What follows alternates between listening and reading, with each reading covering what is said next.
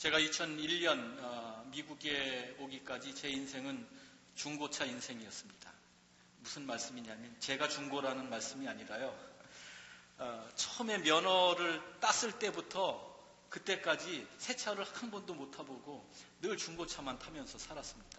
처음 면허를 땄을 때 형님이 타던 중고차를 주셔가지고 그걸로 시작했고요. 그 다음에 또 한국교회에서는 그 목회자들에게 차를 제공하는 경우가 많이 있거든요. 그 전임 목사님이 타던 차를 또 물려받아서 어느 교회 가면 타게 되고, 또 차를 살 기회가 생길 때 또 누가 차를 또 주셔가지고 타게 되고, 계속해서 남이 타던 차만 타면서 그렇게 지내왔습니다. 그런데 2001년도에 미국에 와서도 처음에 제가 2,000불짜리 차를 샀어요. 혼다 어코드 17만 3천 마일 된 차를 타가지고 아주 잘 타다가 제 아내가 또 제 공부하는 저를 뒷바라지하느라고 일을 시작하게 되고, 저도 또 하나님께서 일을 주셔가지고 공부하면서 또 일을 하게 되고, 그래서 차가 2대가 필요하게 됐습니다. 그래서 드디어 2002년 잊을 수 없는 해입니다. 제 인생의 전환기입니다. 그때 새 차를 샀습니다. 새 차를 사가지고 이제 임시 번호판을 달고서 그 차를 이제 버클리로 가지고 왔지요. 와서 온 가족들을 태우고 샌프란시스코 금문교의 그 석양이 내려다 보이는 버클리 뒷산 언덕을 유유히 그 드라이브를 하던 그 2002년 봄날의 그 감격을 잊을 수 없습니다. 그 새 차를 사고 며칠 지나지 않았을 때 잘 아는 후배가 저희 집에 찾아왔습니다.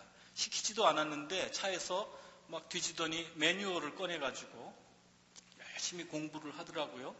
그러더니 차도 뭐 만지작 하더니 제가 전혀 알지도 못했고 상상하지도 못했던 차의 그 여러 가지 기능들을 저한테 알려주는 겁니다. 제가 키가 워낙 훤칠하니까 이 핸들 같은 경우도 제 키에 맞춰서 이렇게 조정할 수 있다고 그러고, 그래도 몇 분 웃는 분이 몇 분 안 계셔서 얼마나 감사한지. 그리고 이것저것 가르쳐 주는데요. 그런데 제가 이제 유학 와가지고 공부만 하다 보니까 허리가 좋지 않아서 이 운전석 등받이에 작은 그 쿠션을 대고 운전을 하고 있었어요. 그런데 그 친구가 저한테 가르쳐 주는 거예요. 뭘 이렇게 만지더니 그 차에 그 운전석 그 시트에 그 뒤쪽이 이렇게 불룩하게 나오는 그런 기능이 있더라고요. 제 차가 썩 좋은 차는 아니었는데 그런 기능이 있는 거 보면 여러분들 차에도 웬만하면 다 있을 거예요. 근데 아직 모르시는 분들 오늘 매뉴얼 한번 보시기 바랍니다. 그러니까 이제 이 등받이를 할 이유가 없어진 거예요. 제가 매뉴얼 책을 무척 좋아하는 사람이지만 매뉴얼은 아주 손도 안 대는 그런 타입이거든요. 그래서 그 매뉴얼을 읽지 않은 탓에 그 차가 가지고 있었던 좋은 기능을 알지 못하고 그 차를 온전히 사용하지 못했던 것입니다. 여러 가지 가전제품이나 컴퓨터나 이런 기계 제품을 잘 사용하고 제대로 온전히 사용하기 위해서는 반드시 매뉴얼을 읽어야 하고요. 인생도 마찬가지입니다. 인생을 제대로 살기 위해서도 인생 매뉴얼을 알아야 합니다.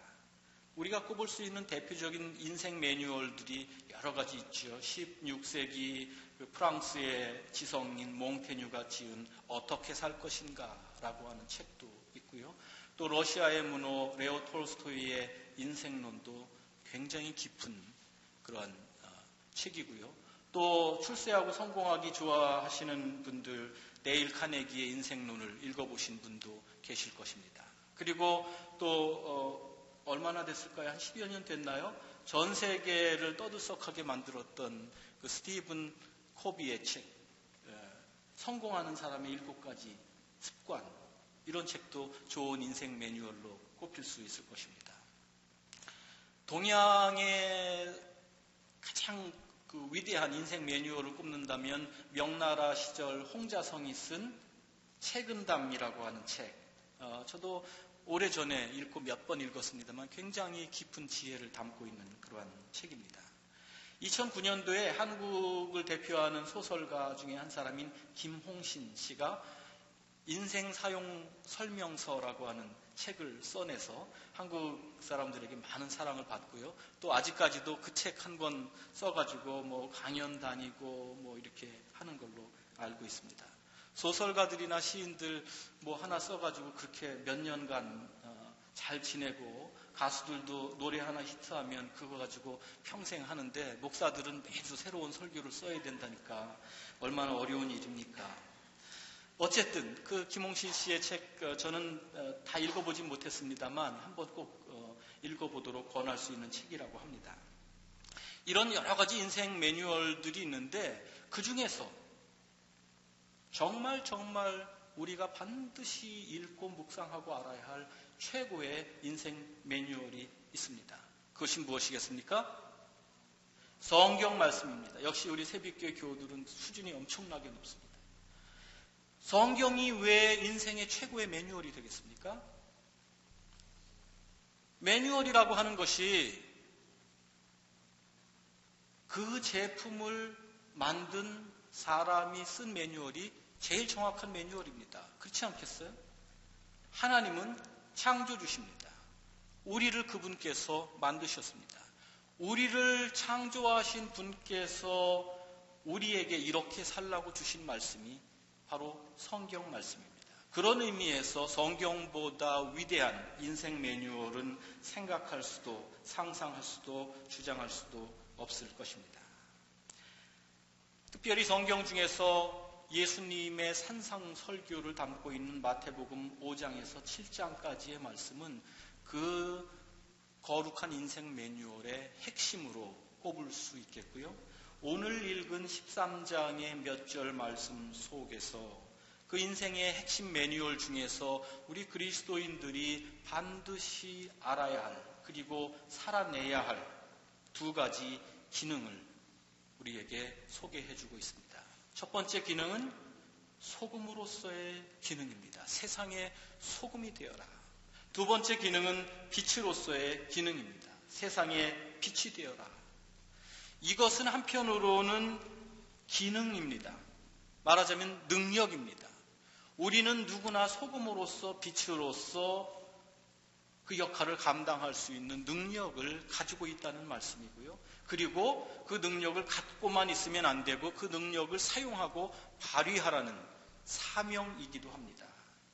선물이기도 하고 사명이기도 한 이 두 가지 말씀을 잘 이해하기 위해서 저는 오늘 여러분들에게 유진 피터슨 목사님이 쓴 개인적으로 번역한 성경, The Message라고 하는 그 개인 번역본 성경이 있는데 그 성경을 통해 오늘 마태복음 5장 13절 16절의 말씀을 그 성경으로 한번 읽어드리도록 하겠습니다. 중간에 필요에 따라서 조금 생략하고 읽겠습니다. 너희가 여기 있는 이유를 말해주겠다. 너희는 소금을 쳐서 이 땅에 하나님의 맛을 드러내라고 여기 있는 것이다. 너희가 짠맛을 잃으면 사람들이 어떻게 경건의 맛을 알겠느냐. 너희가 쓸모없어지면 결국 쓰레기통에 버려질 것이다. 이렇게 말할 수도 있다. 너희는 빛이 되어 하나님의 빛깔을 드러내라고 여기 있는 것이다. 나는 너희를 단 위에 둘 것이다. 내가 너희를 언덕 위에 등불 놓는 단 위에 두었으니 빛을 비추어라. 너희에게 오는 손님을 기쁘게 맞아들여라. 후하게 베풀며 살아라. 너희가 다른 사람들에게 마음을 열면 그들도 너희에게 자극을 받아 하나님께 하늘에 계신 자비로우신 아버지께 마음을 열게 될 것이다. 이 유진 피터슨 번역의 말씀 속에서 우리는 소금의 사명과 빛의 사명에 대한 중대한 인사이트를 얻게 됩니다. 소금의 사명에 대해서 먼저 일반적으로 사람들이 어떻게 생각하냐면 소금의 역할을 하라는 말씀은 죄악으로 썩어져가는 세상에서 녹아져서 방부제 역할을 하는 삶을 살아라. 그렇게 이해하기도 하고요. 또 다른 한편으로는 소금이 맛을 내는 것처럼 살맛 나지 않는 세상 그리고 살맛을 잃은 이웃들에게 인생의 참맛을 되찾아주는 맛소금 역할을 하여라. 대개 이 두 가지로 이해합니다만 유진 피터슨의 번역은 우리로 하여금 이 말씀에 대한 새로운 이해를 제공합니다. 오늘 이 소금의 짠맛을 유진 피터슨 목사는 어떻게 번역했냐면 영어로 하면 God flavor, 하나님의 맛이라 그렇게도 번역했고요. Taste of godliness, 경건의 맛이라 그렇게 번역하기도 했습니다. 그냥 소금의 짠맛, 짠 소금의 어떤 기능을 이야기하는 것이 아니라 그것을 맛에 집중시키는데 표현을 하나님의 맛이라, 경건의 맛이라. 일반적으로 인생의 맛을 더하고 정말 맛없는 이 세상을 맛깔스럽게 일궈내는 그러한 사명이라기보다는 직접적으로 하나님의 맛을 이 세상에 맛보여주는 그러한 삶을 살아라. 그렇게 해석될 수 있겠습니다. 하나님의 맛. 하나님의 맛이 무엇입니까? 여러분은 하나님의 맛을 아십니까? 맛 보셨습니까? 인생의 쓴맛은 좀 보셨죠? 하나님의 맛을 봐야 되는데, 그리고 그 하나님의 맛을 제공해야 되는데, 그게 우리에게 주어진 첫 번째 사명인데, 소금의 사명인데, 하나님의 맛이 무엇일까? 시편 34편에서 저는 그 실마리를 발견합니다. 시편 34편 8절 말씀, 여호와의 선하심을 맛보아 알지어다. 그랬습니다. 하나님의 선하심, 즉 그분의 조건 없고 그분의 가없는, 끝없는 그 사랑, 무조건적이고 변함없는 하나님 아버지의 사랑의 맛이 바로 하나님의 맛입니다. 소금으로서의 사명이 무엇입니까? 우리가 먼저 그 하나님의 귀한 사랑을 맛보고 우리가 맛본 그 너무너무나 좋은 그 기가 막힌 맛, 그 맛을 세상에 전해 주라고 하는 것입니다. 여러분, 사랑받고 사랑하며 사는 것보다 맛깔스러운 인생이 어디 있겠습니까? 사랑보다 맛있는 것은, 사랑보다 감미로운 맛은, 사랑보다 달콤하고 복스러운 맛은 세상에 없습니다. 그 세상에서 세상을 살아가면서 그냥 남들처럼 무덤덤하게 살지 말고 먼저 믿음 안에서 하나님의 좋으심을 맛보고 그 좋으신 하나님의 사랑의 맛을 제자로서 이 세상에 전하도록 부름받은 사람들, 그들이 소금의 사명을 감당하는 사람이라는 그러한 말씀입니다. 두 번째, 빛의 사명에 대해서는 일반적으로 이렇게 해석합니다. 죄악으로 어두워진 세상을 밝히는 그러한 사명을 감당하라. 혹은 한 인간 한 인간의 내면의 여러 가지 삶의 무게 때문에 힘겹고 지쳐서 드리워진 인생의 내면의 어두움, 그것을 몰아내는 그러한 사명을 감당해라. 그런데 이 말이 참 사실은 애매한 말입니다. 세상을 비추는 건 또 뭡니까? 한 인간의 내면의 어두움을 물리쳐주는 것은 또 무엇입니까? 오늘 유진 피터슨 목사는 본인의 번역에서 그 세상의 빛이 되라는 말씀을 이렇게 번역했습니다. 너희는 빛이 되어 하나님의 빛깔을 드러내라고 여기 있는 것이다. God colors. 세상의 소금이 되라는 말을 God flavor, the taste of godliness, 이것을 전해주라는 말이고요. 너희는 세상의 빛이다. 이 말은 하나님의 빛을, 하나님의 혹은 빛깔을 세상에 드러내 보여주어라. 물론 우리 자신이 빛이 아닙니다. 요한복음 8장의 말씀처럼 그리스도께서 빛이고요. 사도 바울이 에베소서에서 말씀하신 것처럼 우리는 주 안에서 빛입니다. 말하자면 우리가 발광체가 아니고 반사체지요. 하나님께서 햇빛이고 우리는 그 빛을 받아서 빛을 발하는 달빛에 비유할 수 있겠습니다.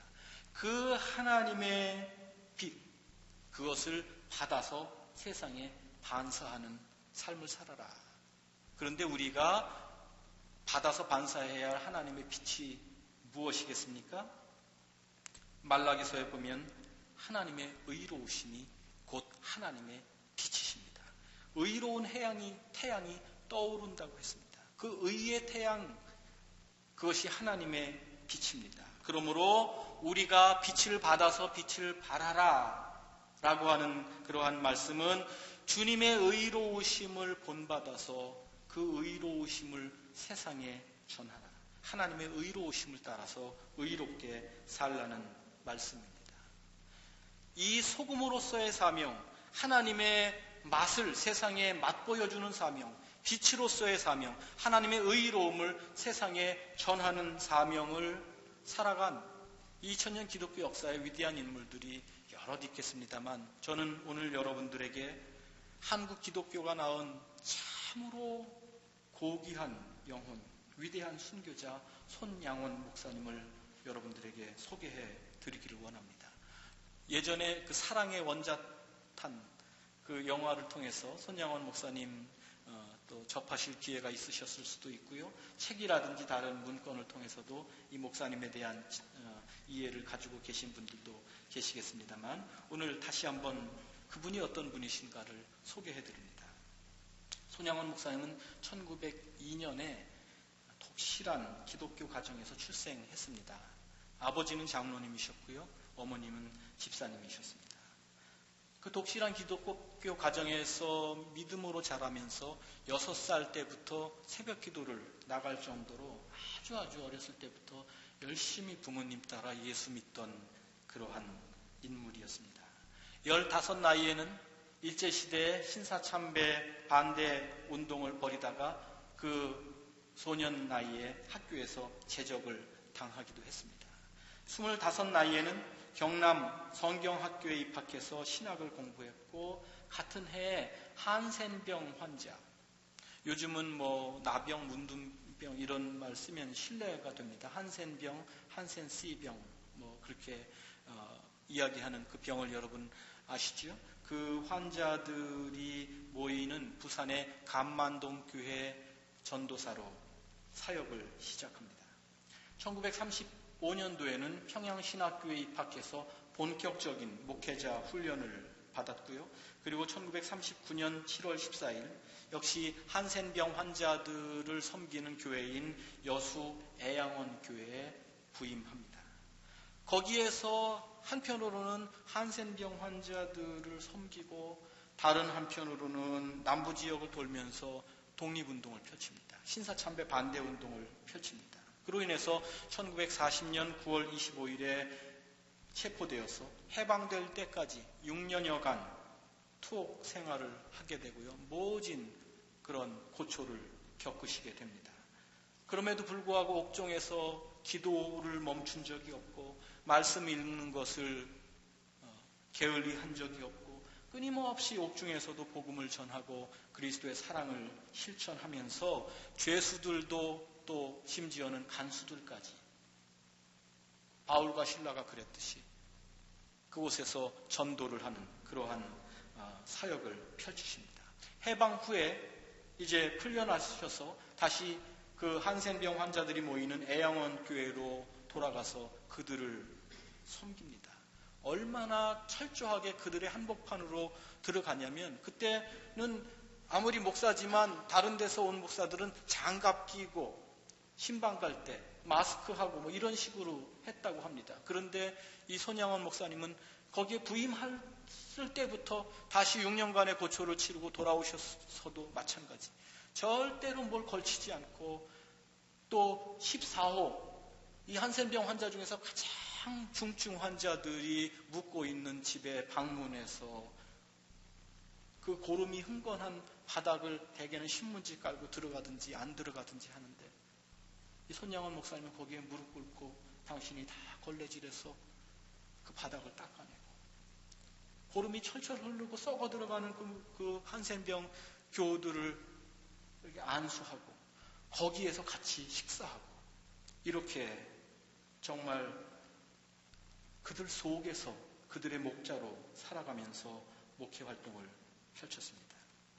1946년 3월 경남노회에서 목사 안수를 받습니다.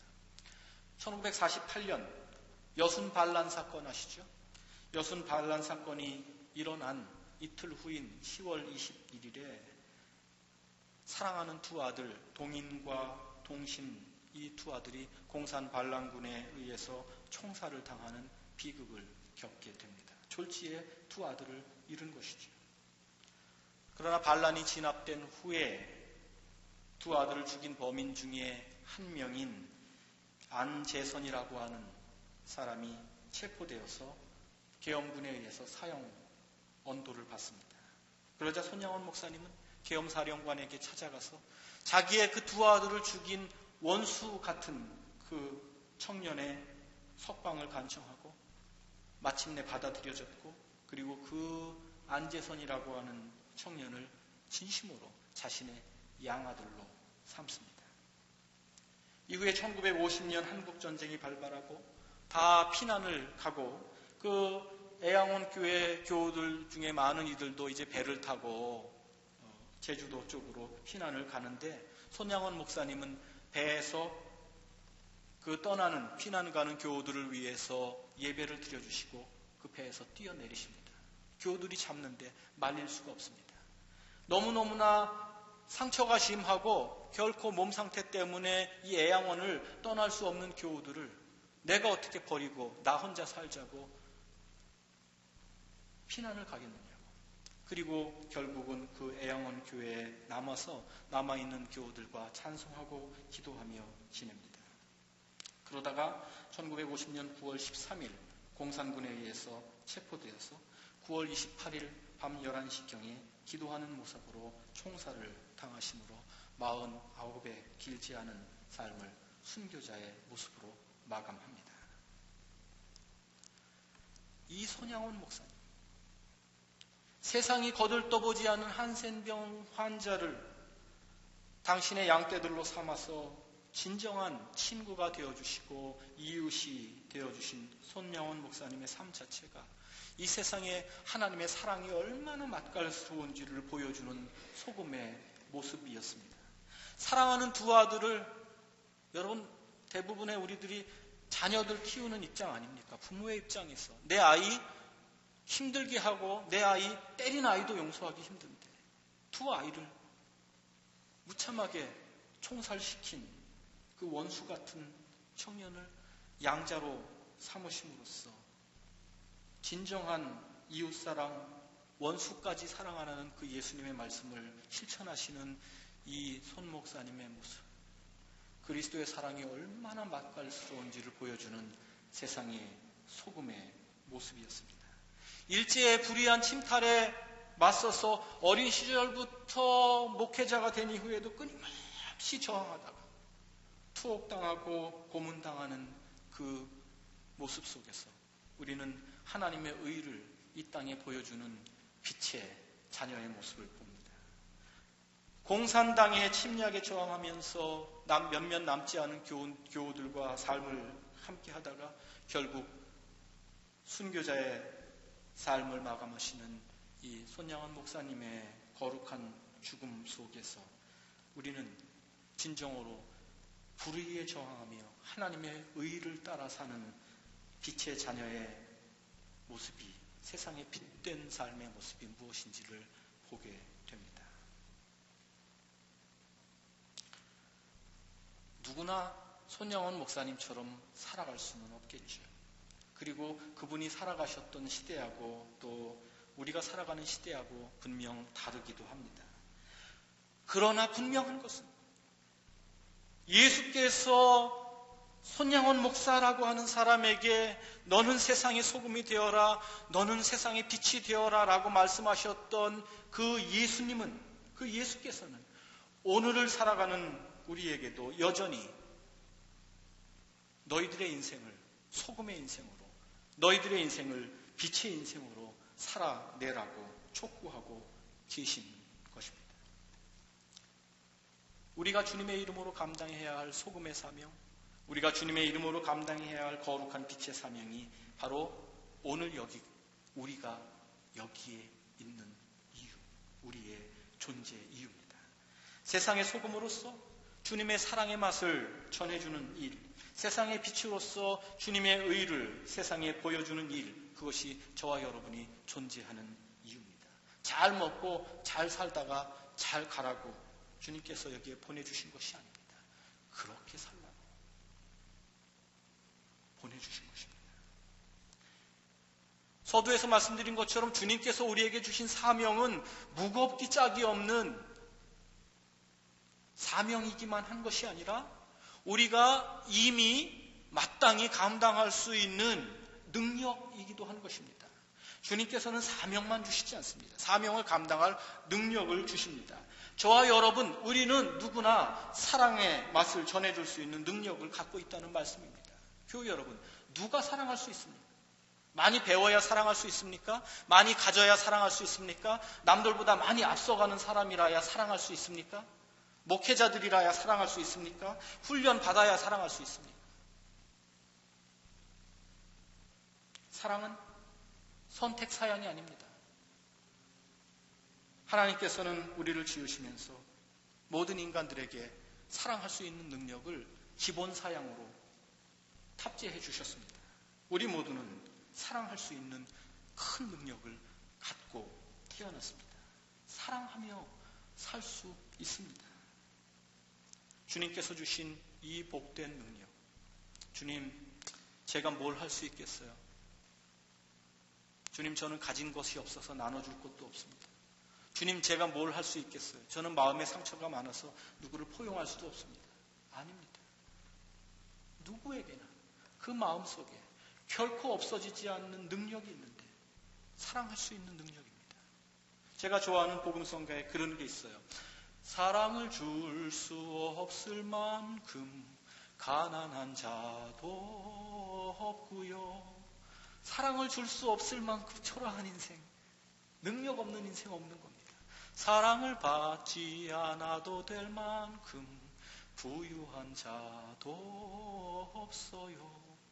세상을 다 가진 것 같아도 사랑받지 못하면 가난한 사람입니다.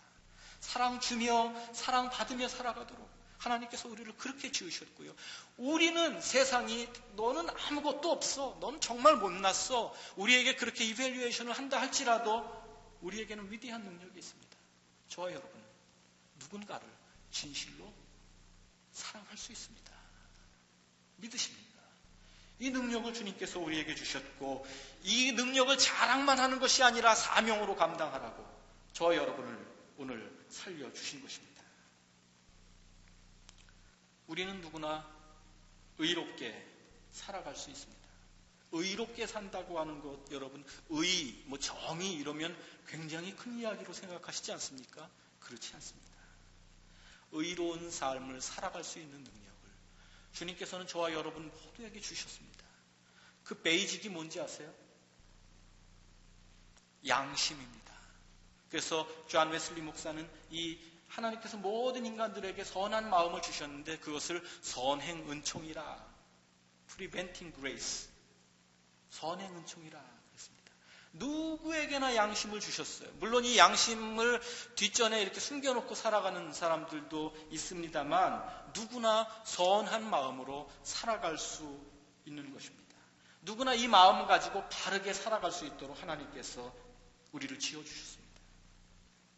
우리 모두에게 주신 이 바른 마음, 즉 양심에 걸리지 않도록 살아가는 것이 의롭게 살아가는 삶의 베이직입니다. 누가 아무리 보지 않는 그러한 곳에서, 그러한 시간에도 양심에 거리끼는 하지 않는다면 우리는 의롭게 살아가는 것입니다. 독립운동하고 불의에 저항하고 이렇게 큰 어떤 역사를 일구는 그러한 일을 하지 않더라도 아무도 없는 곳에서 내 양심에 거리낌 없이 살아간다면 그는 의로운 삶을 살아가는 것입니다. 아무리 큰 이익이 내 앞에 있어도 양심에 입각해서 그것을 정중하게 거절을 할 수 있다면 나는 의를 실천하는 것입니다. 매사에 왜 그러잖아요. 양심에 손을 얹고 한번 생각해봐. 여러분, 이 일에 힘쓰고 애써야 합니다. 항상 양심의 손을 얹고 하나님께서 주신 이 근본적인 선한 마음에 거리낌이 없이 나는 살아가고 있는가? 세상이 하도 흉흉해서 이제는 상식 이하의 일들이 너무 많이 벌어집니다. 그래서 상식만 지켜줘도 좋겠어요. 그렇잖아요? 상식이 침몰해서 몰상식한 세대가 되었습니다. 그래서 상식만 지켜줘도 좋겠어요. 여러분, 우리가 양심 이상으로 살아가야 하겠습니다만 그 전에 양심적이기만 하면 좋겠어요. 저는 여러분은 양심적인 사람입니까? 만약 스스로에게 던지는 이 물음에 부끄럽지 않다면 저와 여러분은 세상의 빛으로 살아가고 있는 것입니다.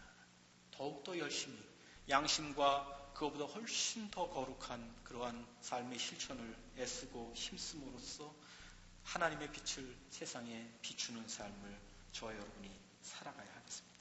하나님께서 이 두 가지 능력을 우리 모두에게 주셨어요. 왜 주셨습니까? 발휘하라고 주셨습니다.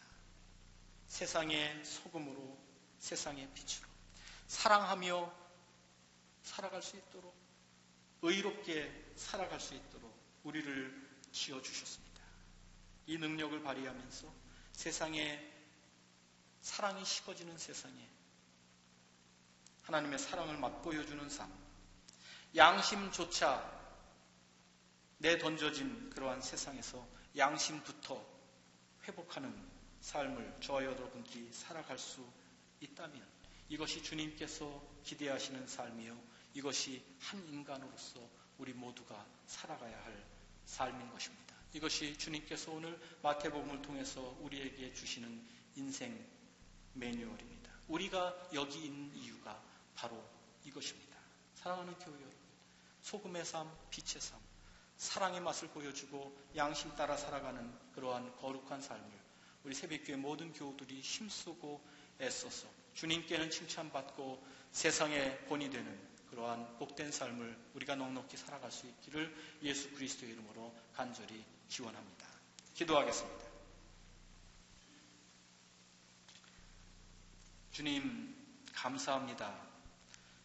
저희들 별로 보잘것없는 것 같고 할 수 있는 일 많지 않은 것 같지만 오늘 거룩한 인생 매뉴얼을 들춰보니 이렇게 복된 삶을 저희가 살아낼 수 있음을 알게 되었습니다. 주님께서 주신 이 귀한 두 가지 능력 열심히 살아내는 저희들 되게 하여 주옵소서. 주의 사랑을 세상에 맛보여주는 삶, 또 주님께서 주신 순결한 마음, 밝고 깨끗한 마음을 세상에 보여주는 삶을 저희가 넉넉히 살아갈 수 있도록 은혜를 베풀어 주시옵소서.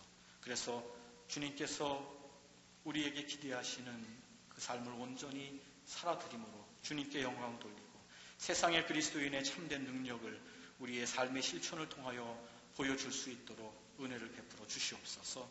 예수님의 이름으로 기도하옵나이다.